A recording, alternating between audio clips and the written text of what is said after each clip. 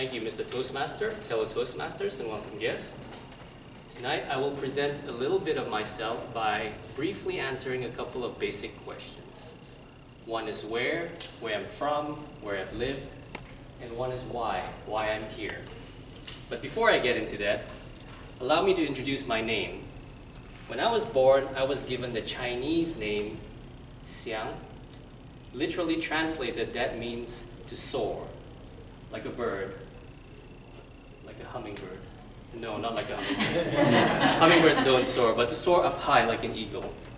My grandmother gave me this name. She utilized a traditional ancient Chinese naming method. She came into the hospital room where I was. She looked at me like this. In case you're wondering, yes, she was stroking her goatee. She looked at me and she thought, what sounds cool? And she went, boy, you will soar. So that, ladies and gentlemen, is the traditional Chinese method of naming a child, is to name the kid whatever the heck you think sounds cool at the time. I thought it sounded cool.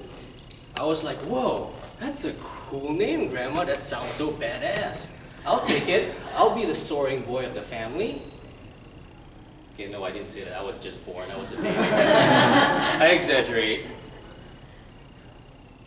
But I did say that. I did thank her for the name after I developed my speech abilities, which was about a week later.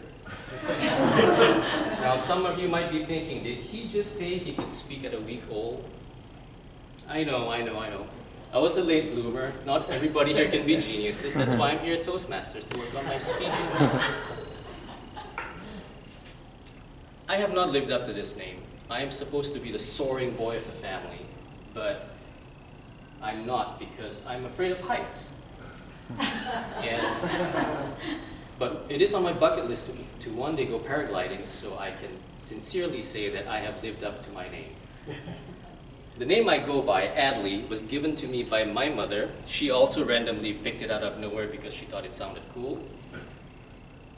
Adly is a traditional Malay name, which leads me to the question of where I'm from. I am from Malaysia. For those of you that don't know it, from here you fly, you soar with dexterity due southwesterly direction across the Pacific, and you soar all the way across the Pacific, and once you get to the other end of the Pacific, you're not there yet, you still have to fly across the South China Sea before you get there. And Malaysia is really great, it's cool. Well, it's not really cool, it's very hot and humid. But it's cool in the sense that it's got golden sandy beaches, it's got warm surf, it's got coconut trees, it's a tropical paradise. And when I was 19, I gave up this tropical paradise and I moved to Toledo, Ohio. And Toledo is great. If you've never been to Toledo or Ohio or the Midwest in general, there is a lot. I mean, it's great, and there's a lot of nothing. There's nothing in the Midwest. That's actually not fair. There's actually a lot of corn in the Midwest. If you love cornfields as far as the eye can see. If you love to eat corn, if you love to roast corn, if you love to shuck corn, if you love corn liquor. I mean, how many of you here love corn liquor? All right, nobody's passed the first step yet. Ohio is great. I went there for college, and after I graduated, I moved to Alaska, and I lived there for 13 years. Alaska's great. It's beautiful, the mountains are majestic. Alaska is just wild. There are bears everywhere. And if you go to Anchorage, you need to have a lot of dexterity. And watch your step, because the moose, they poop everywhere. It's a real problem over there. Alaska's great, Alaska's beautiful, and I love it.